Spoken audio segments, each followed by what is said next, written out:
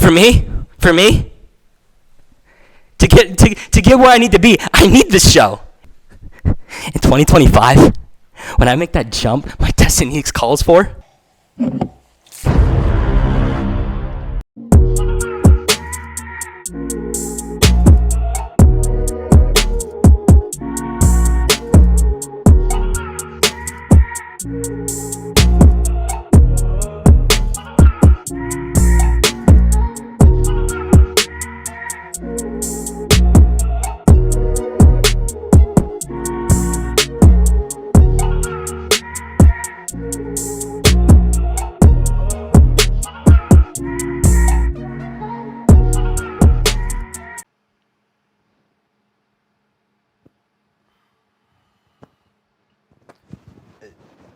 where he is, like, it's episode 50.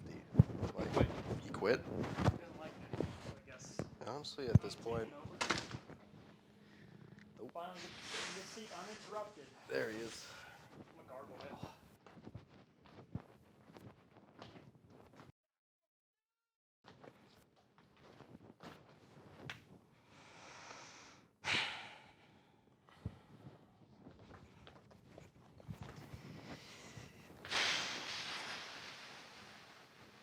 We gonna talk about this?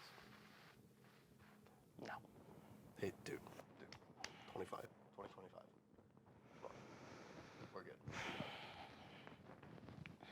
I'll say this. I can't talk about it right now. I can't. 2025, I'll be able to say whatever I want, but for right now, I just can't talk about it. And this is going to be a message for a lot of people in the future.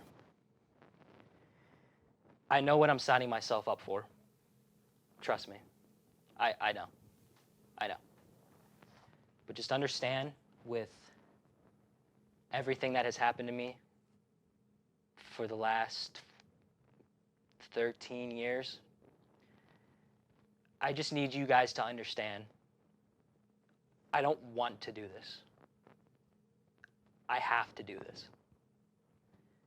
It has been my calling to do what a certain somebody didn't get the chance to do because somebody made a choice, and because of that choice, he can't do it. And if you're disappointed with what I'm doing, I'll say this. Years ago, I was a kid. I did not have the answers. Right now, I'm an adult.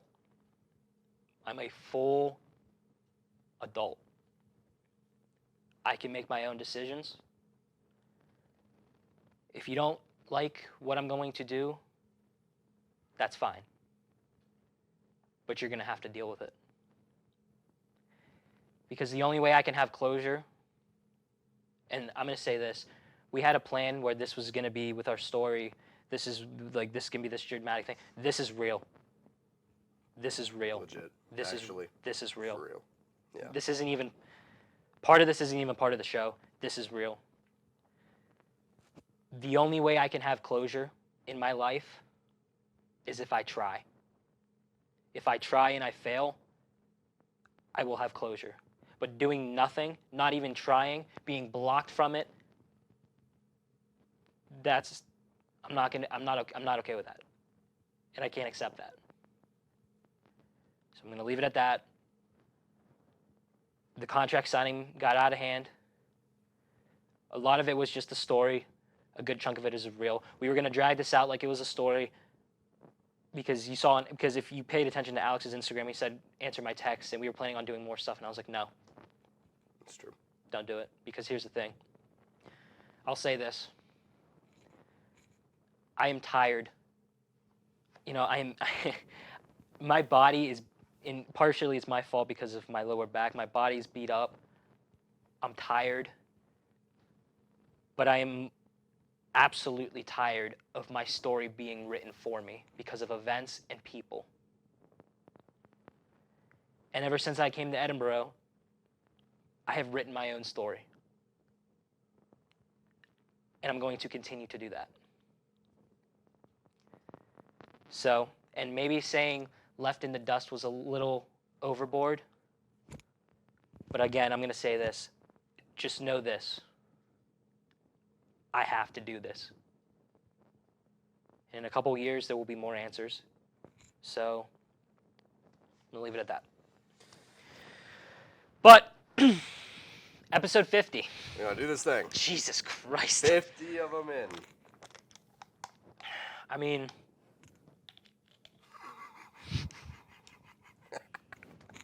Thanks. 50 episodes. Holy crap. 50 episodes. Good Lord. It was just like... It felt like yesterday we started. In a couple months, it's going to... Well, no, next month's our 1 year. Which is where... God, that's so weird. Which, of course, is...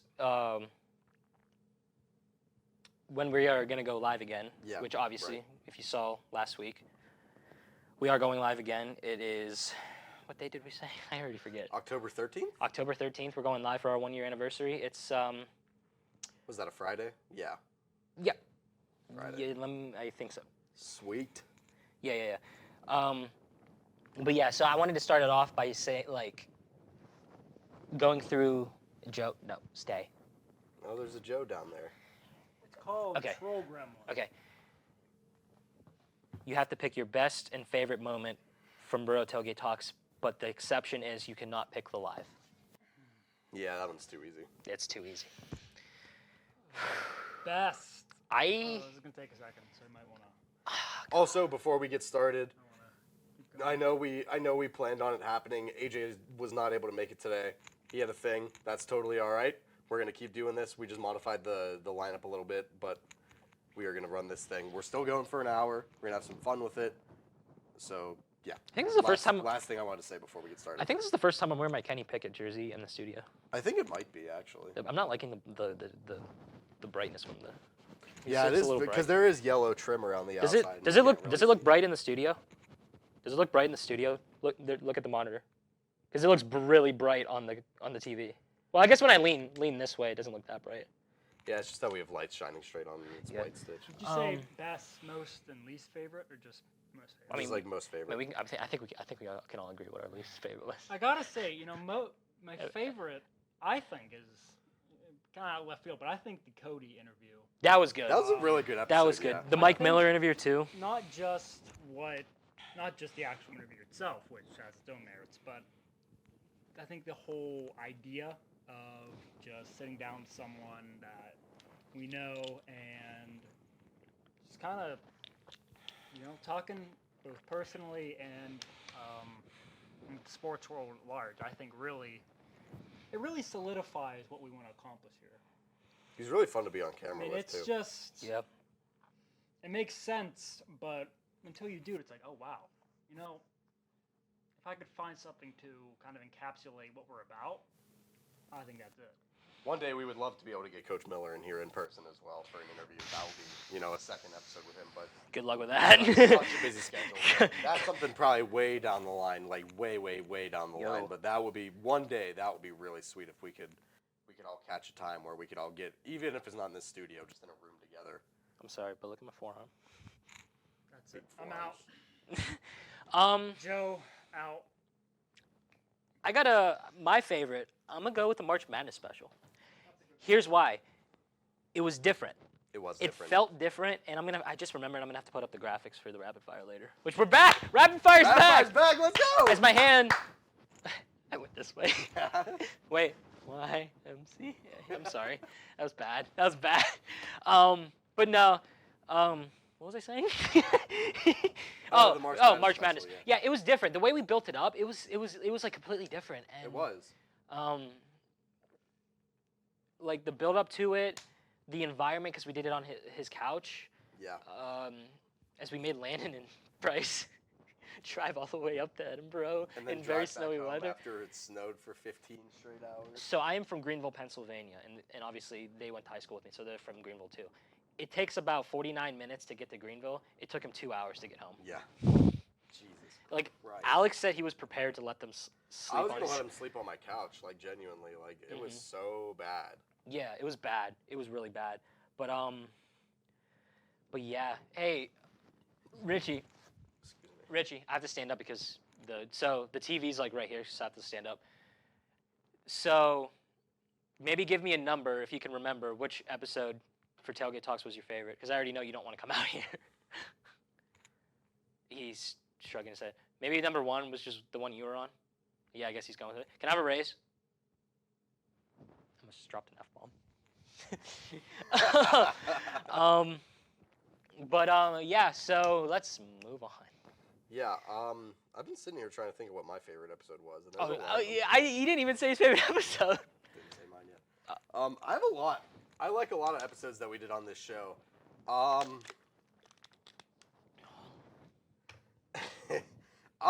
do not remember what episode number it was, but I am going with the Broncos Colts Thursday night football rant. That is my favorite episode because we just had an absolute meltdown that week. Just how bad it was. Oh, I can't remember if that was the episode or if it was a different episode that we established the rule that we're never picking the Broncos again in rapid fire. It might have been the episode. It might have been that one, but I love that episode. I want to say it was like episode 11 or something like that. I can't remember for the life of me. It was something like that. No, that was the first Zoom show. I know that. Or was it? Yeah, it was It might have been like episode 4. Maybe, yeah, something like Might that. have been 4. I can't remember. I edited everything because I had to put in the highlights, so I should know. Yeah. But, no, that one's probably my favorite. But yeah, so there is a small thing I do want to talk about before we get to the Buccos. Obviously, everybody knows I'm a big wrestling fan. Yep. Rarely talk about it, but there's something I want to mention here. He's gone. He's gone. So, yes. The wrestler CM Punk has been fired from AEW. Not surprised. I'm really not. CM Punk, okay, I'm sad CM Punk is gone, but I'm happy Phil Brooks is gone. He has been a cancer to the locker room. Horrible locker room environment. So this is what happened. At the AEW's biggest show All In 2 weeks ago at Wembley Stadium, which sold 81, the biggest gate in wrestling probably ever, 81,000 tickets were sold. The biggest wrestling show minus 2 because they were forced to be there. He got into an incident with Luke Perry's son, Jack Perry, and they got into a backstage fight. And the incident happened, and apparently he might have lunged at Tony Khan, and Punk was gone. So, not surprised. AEW will be fine without him. They clearly proved that last night at All Out, which is another pay-per-view. And, yeah, and then CM Punk I don't think is going back to what the company that really, let's be real, put him mainstream, which was WWE, because he's gotten a few problems with management there already, and a lot of wrestlers don't want him there because they're friends with the elite. So I don't care. I don't care. Doesn't make. Does at this point? Who Punk's cares? just an idiot. Punk, he just needs to go to therapy because he's got anger management issues bad. That's all I'm gonna say. So yeah. How about it? Where did Joe go? I just realized he's gone. Joe walked out into the booth like. Oh, because his chair's occupied right now. That's why. Yeah, no, he walked out like as soon as we started talking about our favorite episodes. Like he's been gone. Yeah. So we want to start with the Pirates. Yeah, we can start with the Pirates. All right. Before I forget, we gotta take a snap picture for the snap words. Look up. Story post. Buccos. No, they're good. They're playing all right. They're playing all right. They're playing all right. I don't need to sit on They're my playing phone all right. this whole time. They're playing all right. They're playing all right. Let's go, Buccos! Buccos! All right. Friday against the Cardinals. They won 4-2. Money Mitch. 6 innings, 5 hits, 1 run, 1 earned run, 3 walks, 8 Ks. Wow. That's actually a pretty good game. In the top of the second, Rivas doubled to right. Peguero scored. And then in the bottom of the 6th, Contreras homered 427 feet. Oof. Kutch had reached on an infield single in the top of the 10th, which caused Endy to score. And then Peguero and Brian Reynolds added on to that. Peguero scored on a wild pitch, and Brian Reynolds hit a sac fly. So that's Friday. You said tenths. Did they go into extras? I think so. How about it? Oh, no. Sorry, this game. Okay, now I remember. Okay. Saturday, they won 7-6 in the bottom of the second. Tyler Neal homered, and then Connor Joe hit a triple. Kutch scored in the fourth. Connor Joe And in the beat up. fifth, Brian Reynolds singled, and Jiwon scored. Followed by in the top of the sixth, a double by Andujar and a single by Bay gave him more of a lead. And then Richie Palacios hit the go-ahead home run. Oh, sorry, not Richie Palacios. Josh Palacios hit the go-ahead home run. My fault. And then that resulted in the Pirates' victory. Sunday, they lost, but whatever. They won the series. They won the series. Andujar homered in the second. Gorman for the Cardinals singled in the second. And then Jordan Walker homered in the third, followed by a fielder's choice by Connor Joe. And then in the fourth, also Peguero doubled. And then Brulson for the Cardinals singled. And then Richie Palacios in the seventh hit an infield single. Andujar hit a fielder's choice, but that was not enough to get the victory against the Cardinals on Sunday. So, I'm not gonna reveal the pitching matchups for the next few weeks because I'm gonna tell you right now. It's either two can openers, Mitch Keller, or Johan Oviedo. I don't even have to look. I know it's not Oviedo or Mitch Keller tonight, is all I know. So, I mean, hey. So I think it's three. It might be three openers. I don't know. We'll see. It's whatever.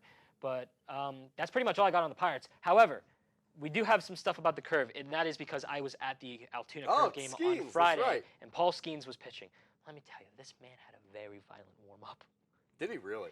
Dude, I'm talking he grabbed a weighted ball, walls behind him, and he just went boom, boom. And then he grabbed one of like I don't know what you call them, like weighted things. You just put them on your neck, and then he like put his leg. Oh, yeah. And then he put his leg, hopefully I don't hurt my back doing this. He put his leg on like this, and then he like twisted like that. Oh, my God. It was violent. But better outing this time by Mr. Skeens. 2 innings, 1 hit, 3 Ks. The dude has swagger, let me tell you, walking off the mound. He's got some swag. He's got some swagger, man, and he's going to be very, very good in the future. Like, very, very good in the future. I'm not even joking. Like, he's going to be fantastic. Like, he's going to be the guy in Pittsburgh. It's with a rotation of Mitch Keller and Paul Skeens, goodness gracious, great balls of fire. Shout out to Jerry Lee Lewis. Yeah. Next week, they play the Harrisburg Senators, and I think they play them Thursday, which means the first 2 people drafted in the MLB draft this year will be facing off. Ooh. Paul Skeens Number 1 and and number Dylan 2 and Dylan Cruz. Yes. Didn't you say last episode that you think Dylan Cruz can be generational? Or was that an episode before? No, I think it was last week. Last week? Yeah. Cruz. Yeah, Dylan Cruz will be generational. He'll be generational. That's all I'm gonna say. But yeah, that was quick. That was pretty quick. That was quick. And since I talked about CM Punk, you can go ahead and start with your Ohio State talk. You're like, do I have to? Weird game. Not necessarily a bad game, but a weird one. Ohio State went to Indiana as 30-point favorites on Saturday. As I said, on the road, 30-point favorites, and they won 23-3. Defense looked amazing. Now, to be fair, I don't know when it happened, but apparently Indiana is now a triple option team. Okay. They are also currently having a quarterback battle similar to Ohio State was having, where they were playing 2 quarterbacks throughout the game, and their one quarterback was most definitely athletic enough to be a triple option quarterback. So I guess fair enough. Kyle McCord didn't have the worst start you could have, but definitely wasn't anything like C.J. Stroud in his debut as a Buckeye. McCord went 20 for 33 for 239, and he threw an interception. He also threw a touchdown to Marvin Harrison Jr. that got called back because he stepped out of bounds and then came back in and caught the ball. But McCord didn't play a bad game by any means. Definitely got better in the second half. He missed some open receivers in the first half. Not even kidding. Saw an Instagram comment today of someone asking why Kyle McCord couldn't just throw for 294 yards and 4 touchdowns in his debut like C.J. Stroud. Because apparently any quarterback can do that. You're dumb, by the way. If you're watching this somehow, you're dumb. You've never worn football pads in your life. Offense didn't do too bad overall. 380 total yards, 237 pass yards and 143 rush yards. So Mayan Williams and I believe Travion Henderson got some solid work on the ground. Ohio State picked up 23 first downs, but they only went 2 for 12 on third down, which is really strange to me. So they were moving the ball well on early downs, but if they got to third down, it just didn't work out. Like I said, 2 for 12 on third. 2 for 3 on fourth, though. They had a pretty good game. This game honestly the momentum swung in this game because Indiana went for it on a 4th and 9 or a 4th and 5, I can't remember which one, from midfield with 40 seconds left, and they didn't convert, so Ohio State got the ball back and made it 10-3 instead of 7-3 at halftime. So that was a bit of a surprising decision by Indiana's coaching staff, and it did not work in their favor. Ohio State had 31 minutes, 55 seconds time of possession. So they played well, but I don't know. I don't know how to feel. They have, I believe, a home game against Youngstown State next week. I think that's what I wrote down last week. Let's see. Yes, they are home against Youngstown State next Saturday at noon. So I don't know. From the stats you heard, what do you think, Mike? Do you think that this Ohio State offense is anything to worry about? Like people are saying, the defense was very good. Like I said, only allowed 3 points from Indiana. But do you think, from what you're hearing, that Ohio State's offense has any of us needing to worry right now? No. Me either. It's early. One game. Exactly. One game. And excuse me. There is plenty of time to develop. And it's very clear Ohio State, to an extent, knows how to do that. Mm. It'll take time. Ohio State has changed quarterbacks before. It's not the first time. So I think they will be fine. Just in the past 5 years, we've seen them transfer from Dwayne Haskins, rest in peace, to Justin Fields, to C.J. Stroud, and now to Kyle McCord. I'm very excited for Aaron Nolan to get there. Trust me, that dude is insane. He's a seriously freak athlete, but You'll still be Penn State. exactly. First game of the season. Kyle McCord's first start, and they started mostly a new offensive line because they lost both of their tackles, DeJuan Jones and Paris Johnson, to the draft last year. And they lost Luke Whipple, the center, in like the 6th round to Cleveland. So, what do you want? Seriously, what do you want, people? Yeah. That's all I got for Ohio State. Let's move on to the next thing we have to talk about. I'm going to be real. I completely forgot we were going an hour. Yeah, honestly, me too. Richie, what are we at on time? 21? Oh, jeez. Wow, we are moving fast. Wait, let me check the timesheet. I know that I know we have a lot more stuff we can talk about. Plus, we know how to kill time, too. I added more college football to the thing. Oh, that's good. Oh, we have Edinburgh, season predictions, Pitt, and then... Oh, I forgot we were going to do season predictions. That's like the biggest chunk of time of everything. And rapid fire. And rapid fire. There we go. There we go. All right, let's go to Boro football. Are we tackling this one together? I mean, I wrote down some stats. Sure. Yeah, we can tackle this one together. Boro played Duquesne this past weekend. Hopefully the program, got some benefits for playing a D1 team because that's usually how it works. They usually get at least a small monetary incentive for playing up, which would be nice. Hopefully that happened. If not, either way, you might as well test yourself with pretty much the highest competition you can get to start the season. But we struggled, for sure. Lost at Duquesne, so traveling down to Duquesne certainly didn't do us any favors. Lost 49-7. Offense mustered up 170 total yards. Duquesne had 390, which is a lot. Matt Carlisle, our guy. Matt. Got the start. My guy. Matt got thrown to the Wolfpack. Because I believe it's his first start. I know he got some time last year, I'm pretty sure. But I don't know if he had got any starts. We can ask him. We can ask him. We can ask him. I believe he didn't get any starts last year. Anyway, he went 10 for 23, 76 yards, a touchdown, and 3 picks. It happens. Duquesne's out. They've got way more recruiting power than we do. I'm not really worried about it. And you actually have some information that I didn't, so I'll let you go ahead and mention that. Yeah, but here's the thing. I don't know if I should. Here, I won't. Yeah. Well, all right. I'm not gonna. How about this? How about I don't say the person that told me? Okay, yeah. All right. So an anonymous person told me that there is a quarterback battle going on right now. This is why, and that is why Matt was playing against Duquesne. So there's a little quarterback battle going, which that's not really that much. There's got to be quarterback battles happening all There's the a training time. camp quarterback battle every single It year. happens all the time, so it's really really it's not news. But there is a quarterback battle going right now in Edinburgh between Isaac Bernard and Matt Carlisle. So I'm not gonna play favorites. Matt's our guy. Obviously, we'd prefer Matt would play just because he's our guy. But hey, if Isaac wins, there we go.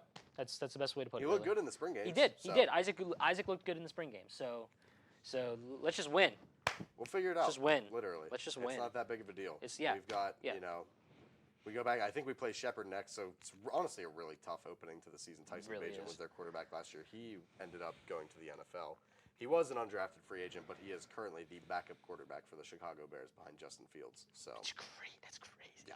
That is. he beat out P.J. Walker, who ended up getting cut. So clearly the kid's got something seriously going on there. So Before I forget, tough to start up the season, but we'll figure it out.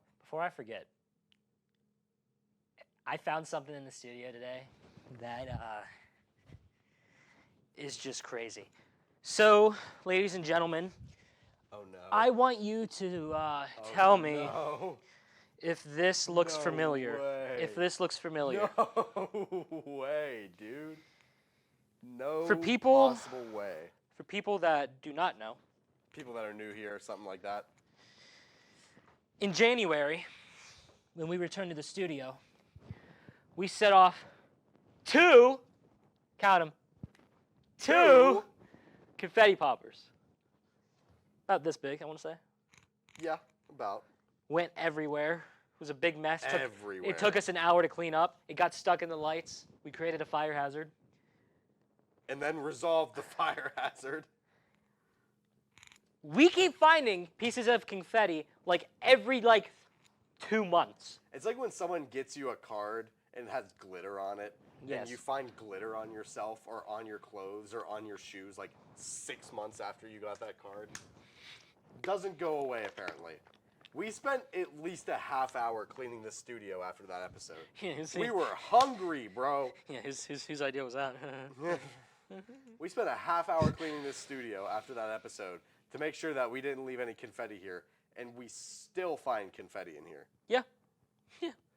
We went so long without finding any. We thought it was finally over. I'm gonna wait. You could take this out of my paycheck. I don't care because this is to tell a story. I think this is fine. If it's telling a story, it's fine.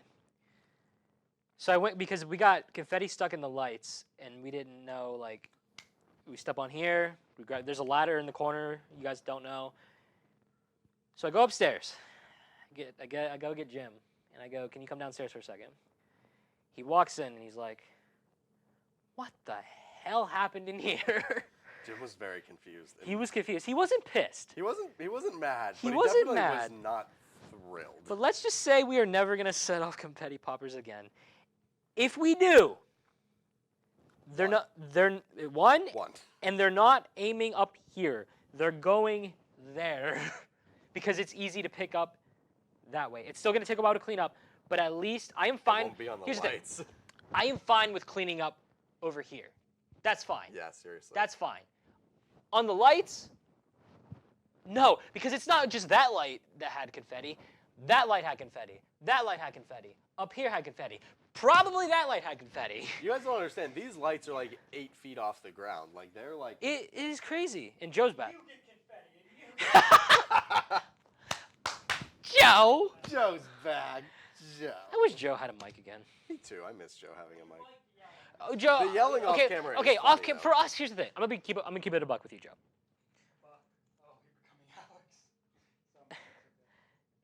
Yes, for us right now, the yelling off camera is funny, but I'm gonna be real. When I re-edit the show, I don't hear you. I don't hear you. Well, no, it's funny. I don't want them to pick it up. I just want to hear your guys' reaction to what I said. So when they can't understand what I say, you guys laugh. Okay, that's fine. Let's stop wasting time. I'm not micing myself up. Mic me up, I will eat it. When AJ eventually gets into the studio, you're mic'd up. It's my EVP. Throw it in my belly.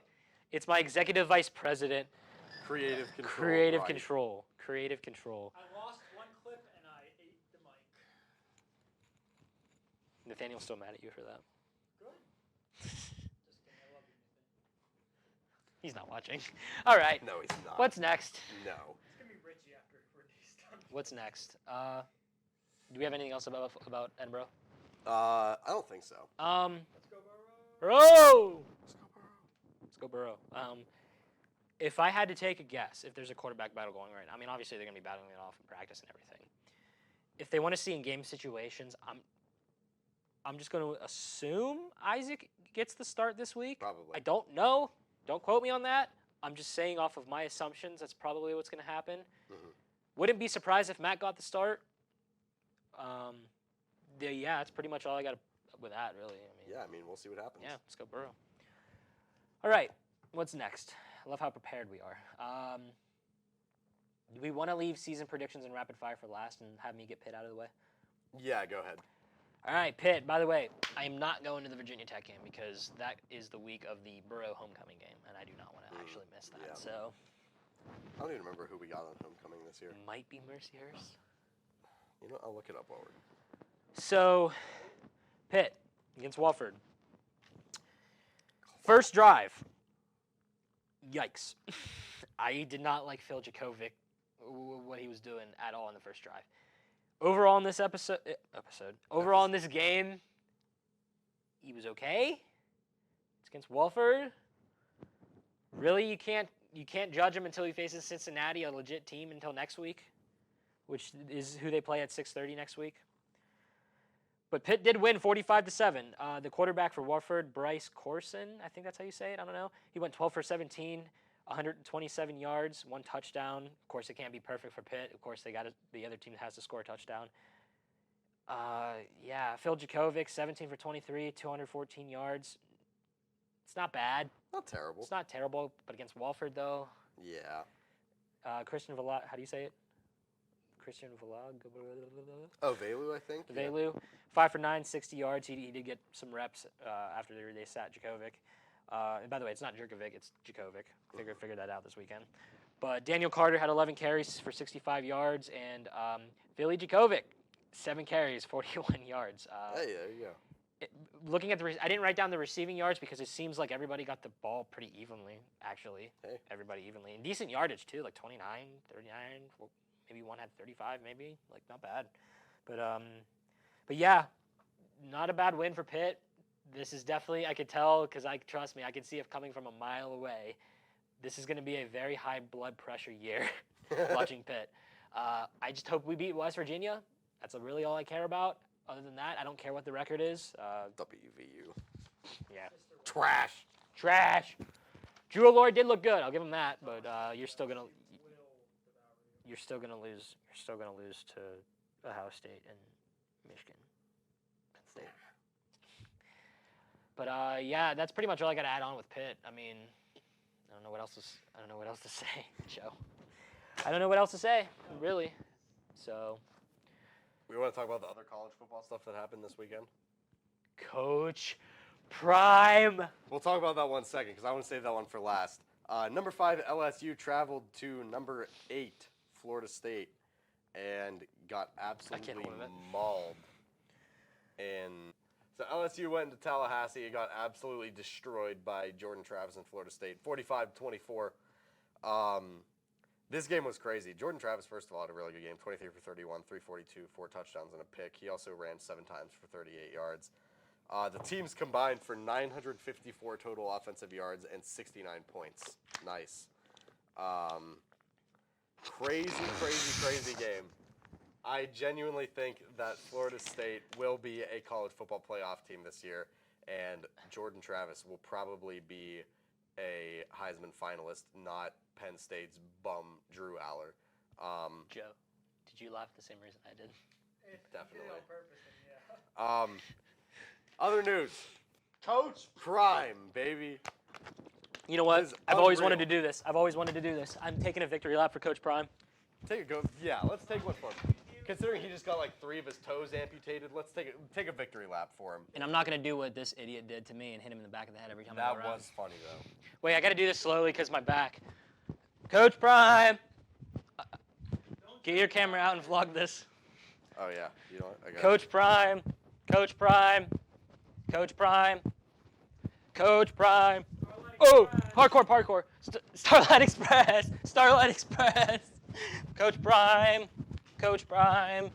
And now I act like Alex when he did the victory lap. Shut up. You're funny. Hey, you want to know why? You want to know why that is? It's because you don't do calves. Because I don't do calves. This is facts. He does not do calves. I see somebody shaking their head in the studio. That she agrees. You don't do calves either. Well, because he's a Bulls fan. Joe, that's funny. That was good. Yeah, Coach Prime, in his coaching debut, upsets number 17. You know what? I'm down in this for Coach Prime.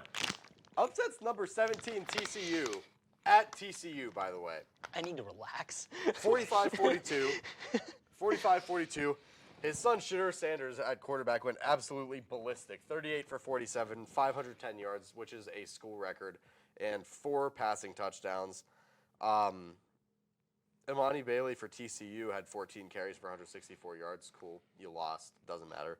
The teams combined for over 1,100 total yards and 87 points, which is unbelievable.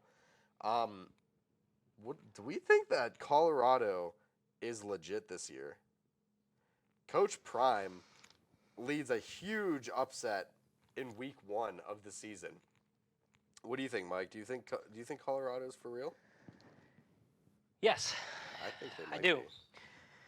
Because the stats from Coach Prime's son were insane. I also want to. They were insane. Y'all need to hear the stats from the other They. dog on this team. I was impressed, especially against TCU. I was impressed. Don't sleep on Colorado, folks. Don't do it. They should be, honestly, I think they should be ranked right now. After that performance against a ranked team, Maybe. throw them in the rankings. That would be the one ranking I would not be mad at. But, you got to put Penn State at 7. They're probably 4 right now after beating West Where Virginia. is? I can't find it. Anyway, Travis Hunter had an absolutely ridiculous game too. I'm gonna try and find it real quick while we're sitting here. Silence. Joe, you want to fill the silence?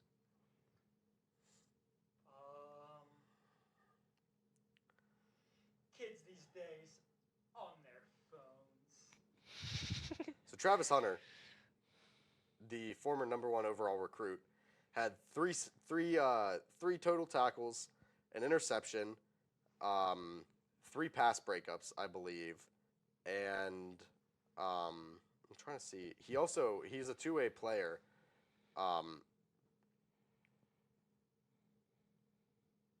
I'm trying to find it. Why can I not find it? While we wait for that, Richie, where are we at on time? 40? Dang! Travis Hunter had all those defensive stats. I just said 3 tackles, 3 pass breakups, and an interception, while also having 11 receptions and 119 yards on offense. He is the first FBS player in the past 20 years to have more than 100 receiving yards and a pick in the same game. So, unreal performance from the Colorado Buffaloes, and beating TCU on the road is quite impressive. So, there you go. All right, NFL season predictions. That kind of hurt a little bit, I'm not going to lie. I actually didn't even write mine down, but I already know what they are anyway. All right, I got some bullet points, so you just want me to go through all of them? Or Yeah, go ahead. All right. Everyone's going to be so shocked with my first bullet point. God, Kenny Pickett has a crazy year, too. Yeah. Do I need to explain it? No, I don't. I do believe Pat Mahomes will be the MVP again this year. I believe it's once again the Chiefs' year. It's the Chiefs. This is going so well so far. This one we can discuss a little bit. You can. This is a bold take actually. And a bold prediction actually, not a take. Prediction. The Bills or the Vikings or the 49ers, one of those teams will finally make it to the Super Bowl. Oh, wow. Yeah. Bold take. Okay. Bold take. I like it. This is another bold take. In the regular season, the Jaguars will upset the Chiefs. Oh, I love it. I love it. The Prince, baby. The Prince. TK will love that. You'll love this one. You'll love this one. The Chargers will be top 5 worst teams and will have no choice but to finally fire Brandon Staley. Fire Brandon Staley. Thank you. However, that does not mean Justin Herbert will have a bad year. However, Valid. I'm just saying they are going to be one of the top 5 worst teams in the league, which will make them finally fire Brandon Staley, which should have been done last year. And for my last one, the Cardinals will only win 3 games. Yeah. That's totally valid. And I like Alex's take. He might already say it already about the Cardinals. Are you going to say it in here, or do you want me to say it? Oh, yeah. Or I go can ahead. say that. All right, go ahead. The Cardinals will be probably the worst team in the league this year. They will use their number 1 overall pick on quarterback Caleb Williams. They will use a top 4 pick, more than likely from the Houston Texans, to select Marvin Harrison Jr., receiver, Ohio State. And they will trade Kyler Murray to possibly the Dallas Cowboys for a first-round pick. And who knows what they'll use that pick for. Dak Prescott is on his last year of guaranteed money. Oh, that's true. Kyler Murray is a Texas native. But Trey Lance. Speaking of which, we're going this to year, start fighting again if I think, mention Trey Lance. I think the Cowboys will have a Trey Lance package on their offense this year. Really? I don't see why they don't. The dude can run the ball. The 49ers, Trey Lance's rookie year, not this past year, the year before, Trey Lance's rookie year, when he barely played, they had a package for him on offense. His first play in that package, he threw a touchdown. His second play on that package, he ran for a touchdown. Why would you not? Mm-hmm. Because you're the Cowboys, and Jerry Jones swore that if they won a Super Bowl in the 1994 season, that he would never want to win another Super Bowl again, therefore cursing the franchise until he is not the owner anymore. So that's your reasoning, actually. Don't even get me started. Real quick, I'm actually going to run down 4-1 for every division, the order they finish in. I'm not going to say who finishes or who makes the playoffs or anything like that, because there could be a division with 3 teams from the playoffs, and that's just too much to figure out in my head right now. So I'll just run through the divisions real quick, and I'll tell y'all what order I think they're going to finish in from last to first. Starting the AFC North, Browns, number 4. Don't think they got it. Deshaun could be better this year, but this division's too packed, and I don't think they're going to be talented enough to get the job done. Number 3, going to have the Steelers. I think this team could genuinely win the division. I also think they could genuinely finish in 3rd place and still make the playoffs. So we're going to put them at 3rd for now. Number 2, the Cincinnati Bengals. Who knows if Joe Burrow is going to play week 1? He looks like he's going to, but it's possible he could re-aggravate it. Something could happen. They lost some key defensive players. So this, they could definitely finish 2nd, maybe even 3rd place. Again, this division's a toss-up for me. And number 1, barring Lamar staying healthy, the Baltimore Ravens. They're supremely talented. They have a really good defense. I don't get what people are saying about the Ravens not having a good defense this year. It's almost the same defense. They're super talented. That's stupid. They got an influx of receiver talent to help Lamar out throwing the ball. The offense by Todd Monken is supposed to be a lot more like his offense when he won the Heisman at Louisville. So there you go. There's the AFC North. Go to the AFC East next. Number 4, Patriots. They suck. Move on. Number 3, there's another team that could have 3 teams.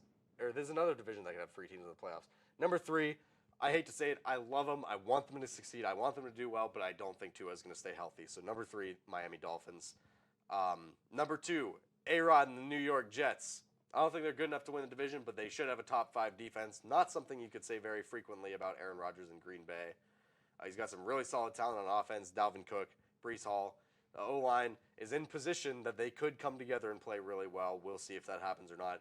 Garrett Wilson is great. Randall Cobb's great veteran leadership. This team could be good. They got some speed with Mecole Hardman. And then number 1, Number 1, Buffalo Bills. This could very easily change. I could see the Dolphins, Jets, or the Bills winning this division. But they're really good in the regular season. Josh Allen and the Bills have the second highest winning percentage in the league behind Mahomes and the Chiefs. So there's not much else to say there. I think they could very easily take it. AFC South, number 4. I'm going to go with the Texans, unfortunately. My former Ohio State quarterback, C.J. Stroud, will probably have a tough time with an offense that is entirely devoid of talent in his rookie year. And I just think it's going to be a tough year one for D'Amico Ryans with almost no talent on that roster besides some offensive linemen and stuff like that. And Damian Pierce. Number 3, Indianapolis Colts. Again, rookie quarterback Anthony Richardson. Jonathan Taylor's still there. I think Shane Steichen could make this a very effective offense. He did it for Jalen Hurts, helped him really break out. But who knows? I just think he's a little too unpredictable, a little too up and down. He should have stayed another year in college to really get some solid playing time to establish himself. But he still went in the top 5, so who cares, I guess. Number 2, Tennessee Titans. They're just going to be disappointing this year. There's no way around it. Maybe they pull the plug on Ryan Tannehill at some point and let Will Levis or Malik Willis play. I don't know that it's going to happen. Ryan Tannehill's cap hit is still like $36 million this year, so I don't know. And number 1, the Jacksonville Jaguars. The prince who was promised will win the division again. Duval! Hot take. The Jacksonville Jaguars genuinely have the easiest path to being the number 1 seed in the AFC this year. They have a cupcake schedule, and they have a cupcake division. Fair. That's fair. Hey. They could do it. Do And what you like I gotta do. said, Trevor Do what you Lawrence gotta might do. be a top 5 MVP finalist, so we'll see. So that leaves us with the AFC West. Number 4, Las Vegas Raiders. Easiest decision. Josh McDaniels is a bad head coach. No way around it. He is a bad head coach. The record speaks for itself. They lost the most games in NFL history when leading by 17 or more points last year. What else do you want me to say? They suck. Number 3, Denver Broncos. Sean Payton will probably make Russell Wilson better. This team could be better, but it's a loaded division. They're going to be really good. Number 2, Los Angeles Chargers. I hope Brandon Staley gets fired anyway, but the Los Angeles Chargers will be the second best team in the AFC West again. So Herbert, Keenan Allen, Eckler, new addition in Quentin Johnston, whatever. Number 1, the Chiefs. No one should have ever expected anything else. Mahomes and the Chiefs are probably winning the Super Bowl again this year. Easy. Bounce to the NFC. We'll speed this one up even more just to get through it. NFC North, number 4, Chicago Bears. Just the least talented team in the division. It's not hard to understand. Number 3, Minnesota Vikings. Your defense sucked last year. There's no way you're going to win that many one-score games this year. You're not going to make the biggest comeback in NFL history 2 years in a row. You're not doing as well as you did last year. So that's number 3. Number 2, Jordan Love and the Green Bay Packers. This team will probably make the playoffs, quite frankly.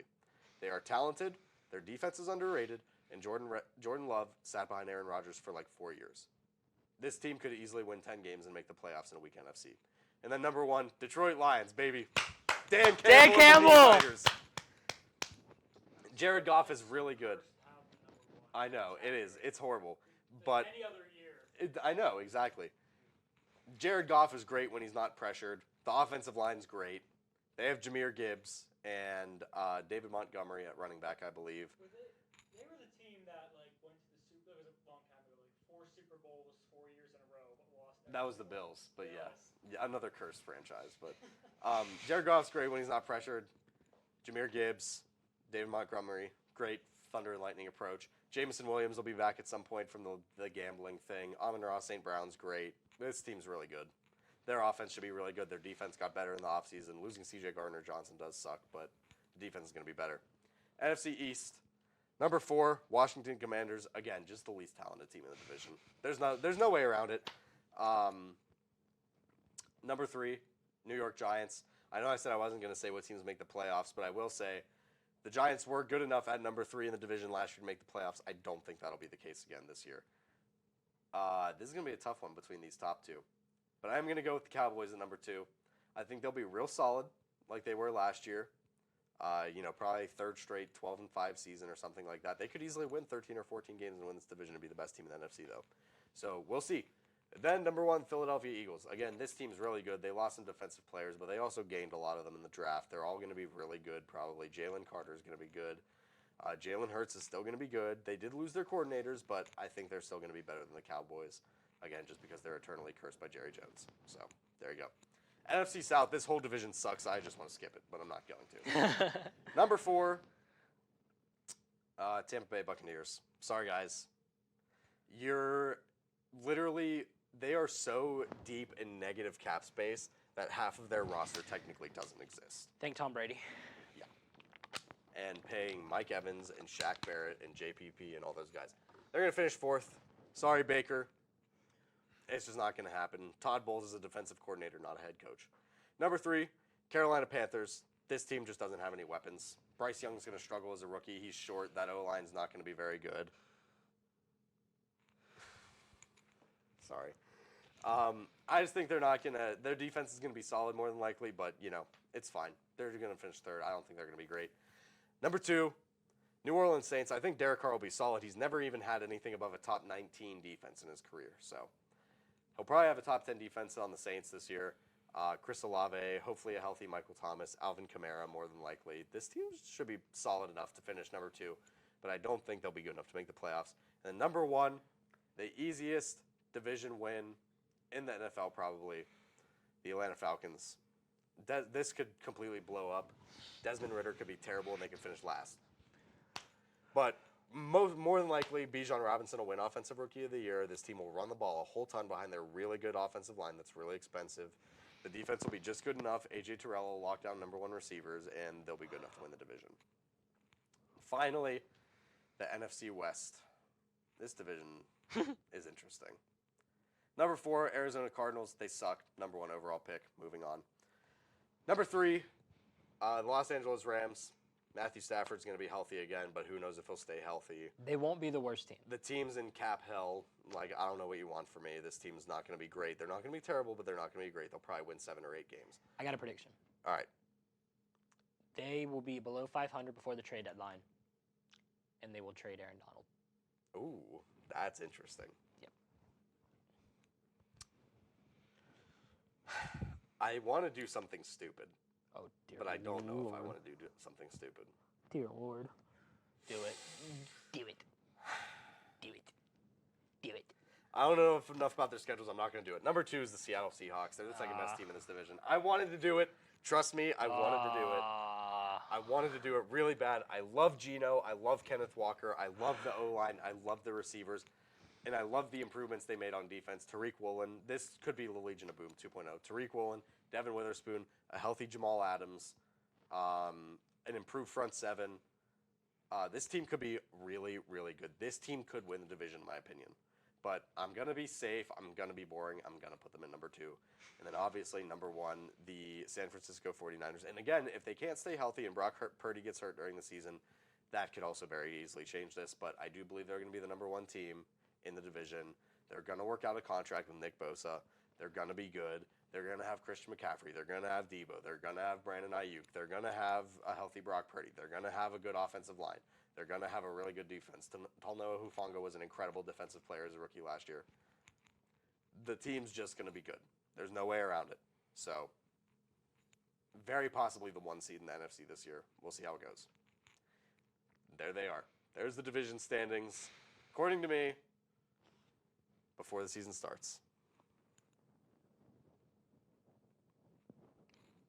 What are we doing? I don't know. What do we? We're going to do rapid fire now. What do we do now? Oh, okay, yeah. Yeah. we'll do rapid fire. Before I do get to rapid fire, Sebi Zavala of the White Sox. That name does not sound familiar to you guys, but when I say this, karma. He is the catcher that broke O'Neal Cruz's ankle. Mm-hmm. Karma. But I want to mention this. The Steelers named their captains. Cam Hayward, no surprise. T.J. Watt, no surprise. This one surprised me. Miles Kilbrew. Yeah, that one surprised me too. That one surprised me. And the final captain, KP8, baby. Kenneth Shane Pickett. Kenny Pickett is a captain for the Steelers. All right. Richie, time. 54. 54? All All right. right, let's do 54 That's rapid fine. fire. All We're right. right about to go. So we're going to do, this is what we do. To kill some time. Because we changed the format, of course, as everybody knows, with the rapid fire. The matchup for this week, Caden versus EJ, Landon versus Bryce, Emma versus AJ. And us too. We got the luck of the draw. I am picking That actually genuinely was good. We did a number generator, and that ended up being the way it turned out.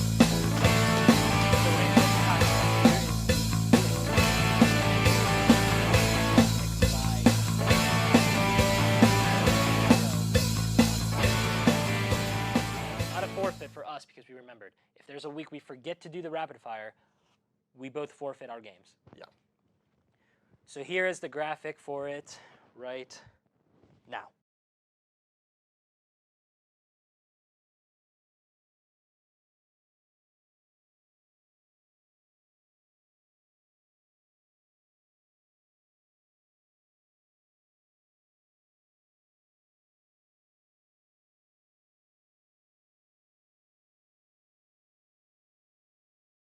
Right, there we go. God, I missed this. I missed I've missed this. it. This a is the lot. first week 1 rapid fire. Oh. God, all right. Thursday night, Lions and Chiefs. And I'm actually going to write, so I don't have to go back Yeah. later. I'm going to write this down. All right, so Lions and Chiefs. Alex. It's at Kansas City, right? Yes. Since you won last year, you go first. I want to pick the Lions so bad, but I'm just gonna go with the Chiefs. They're really good in Week 1 every year, so. Yeah, I am also going to go with the Chiefs. Panthers at the Falcons. Falcons. Okay. Go Panthers. Okay. I'm going to go Panthers. Bengals, Browns, Bengals. Yeah. The reason Actually, why the Bengals haven't beaten the Browns in a while, but I'm gonna go with the Bengals. the too. reason why I went first is because I knew Alex was going to pick the Bengals. Jaguars at Colts. The Jags own the Colts. I'm going Jags. I am also going the Jags. Bucks and Vikings. Vikings. That one's easy. Yeah. Watch, they'll lose. The Vikings will lose, and we'll both look stupid. Titans at the Saints. Dang, Derek Carr's debut as a Saint. I'm going with the Saints. I hate it, but I'm going with the Saints. I genuinely think they're going to win. I'm going to go Titans. That one could blow up in my face. 49ers and Steelers Oh, at Pittsburgh. in Oh. Pittsburgh. You know, the Eagles' defense manhandled Brock Purdy. Granted, he wasn't in for very long in that game in the NFC Championship, but I'm going to say the Steelers because I don't know how Brock Purdy's going to handle the pressure of the Steelers' front seven. Yeah, I agree. And plus, I feel like this is Kenny Pickett's first, real show, and he will show out. I feel Yeah. like Cardinals, Commanders. Oh, God. Sam Howell gets a win in his first start Come this on. year. We'll go Commanders. Yeah, duh. The road to 0-17. Texans and Ravens. Ravens, yeah. God, Ravens. Packers and Bears. Yeah, I'm going Packers. Yeah, Packers. Jordan Love will continue to own the Bears like Aaron Rodgers did. Continue the tradition. Raiders. Yep. All right. And For the those reason of you that don't understand, it's Raiders Broncos, and we never pick the Broncos. we never so picked the Broncos. Raiders. We never picked the Broncos. All right. Eagles and Patriots. Oh yeah, Eagles. Yeah. Yep. I don't care that it's in Foxborough. Now I got an idea. And we can edit this out if you want me to. So, do you want to say who's in the studio right now? That's up to you. Oh yeah. For those of you that don't know, my girlfriend is currently in the studio right now. Big chillin'. All right. So this is what I'm going to do. I want you to hold up either a 1 or a 2. 1 for the Raiders or 2 for the Broncos. Who do you think is going to win? In your honest opinion. If you don't know, just pick a team. 1 or 2. 1? She gets She it. picked against the gets it. Broncos. She gets it. She gets it. Let's go. She gets it. Dolphins and Chargers. Ooh. That wasn't a swear. It was just a sound. This is probably one of 5 weeks of the season that Tua will be healthy, so I'm going to say the Dolphins. It is at LA though, so the Chargers could definitely win. I'm gonna go Chargers. Rams, Seahawks. Seahawks definitely. Yeah, Seahawks.